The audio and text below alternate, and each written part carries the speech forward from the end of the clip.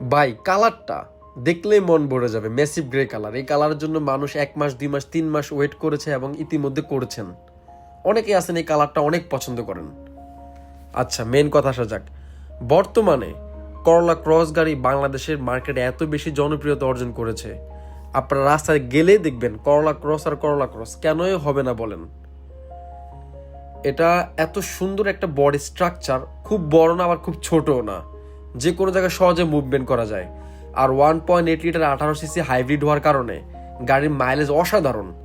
Minimum 13, সিটির মধ্যে 13 থেকে 18, ডিপেন্ড করবে ড্রাইভার কত সুন্দর করে চালায়। হাইওয়েতে 18, 20, 22, 25 পায়।